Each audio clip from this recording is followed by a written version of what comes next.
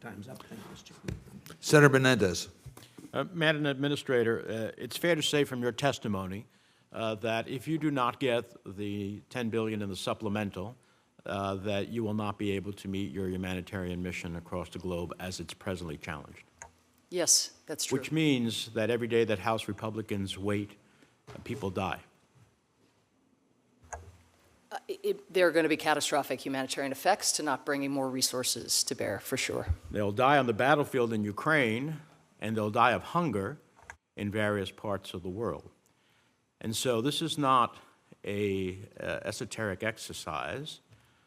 In a bipartisan way, the Senate sent a package that would meet not only Ukraine's needs, meet our challenge in the Indo-Pacific, but at the same time, meet our humanitarian challenge and obligation in the world and the ability to leverage other countries. And so people are dying. They're dying on the battlefield. They're dying of hunger. And for some reason, House Republicans cannot put a simple vote on the floor. And it's pretty outrageous. How will you get assistance, assuming you get the money, into Gaza? I just heard your whole conversation with Senator Rich. Succinctly, please, because I know you have a professorial way about you from your history, but can you, since I have limited time, how will you be able to get assistance into Gaza?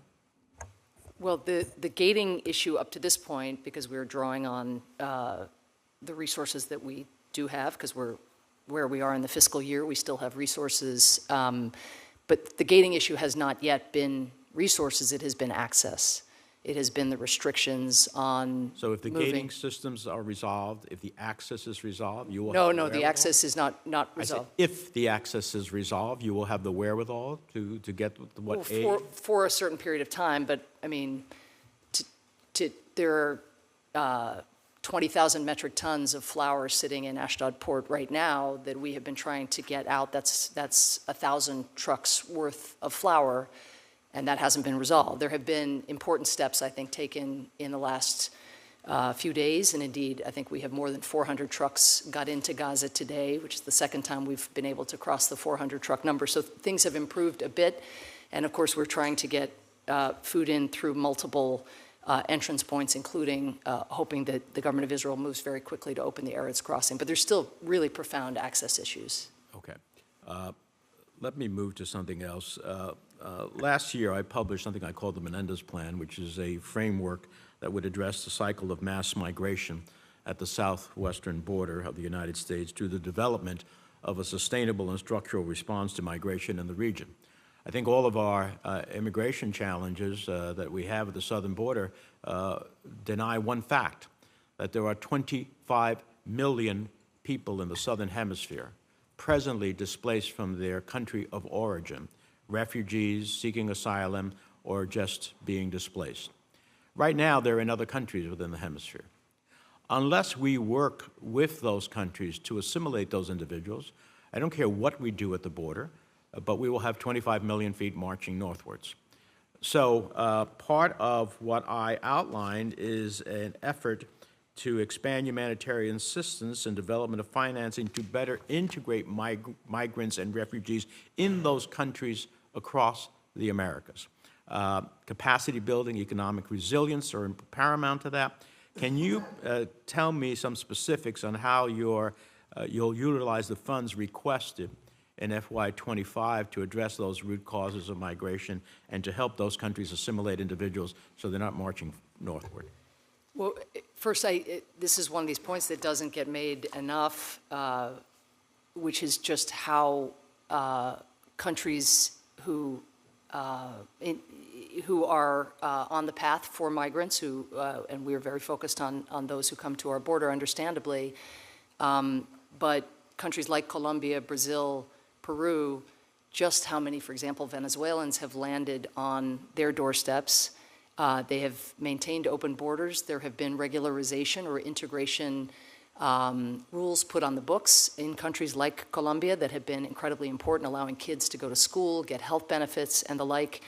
And there are already now proven economic benefits. A huge number of businesses in Colombia created by Venezuelans who have migrated. That's what they've done. What will No, we do to help them? USAID is doing a huge amount. For example, in Peru, we created a program to support the government in accrediting professional degrees of migrants who have arrived so that they can come and work as doctors. In Colombia, those programs in the border region and the migrant centers for regularization, those are ones that have been supported with USAID funding. But a lot of these programs, they have closed their registration eligibility, or they've closed down registration. So we are also working through development diplomacy to try to urge those governments to reopen registration, because the vast majority of people who come to this country are those who have been unable to access My the time is up. regularization. Could I ask you to have someone from your agency come and sit with our office to discuss what you intend to do, because we have some ideas about how we achieve those goals. And finally, if I may, Mr. Chairman, in 2023, Azerbaijan launched a military assault on the Artsakh region. It caused 120,000 Armenians to be ethnically cleansed from what was known as their homeland. You activated a disaster assistance response team. You've approximately given $15.6 million to Armenia to address this. This is $130 per displaced person. It just doesn't work.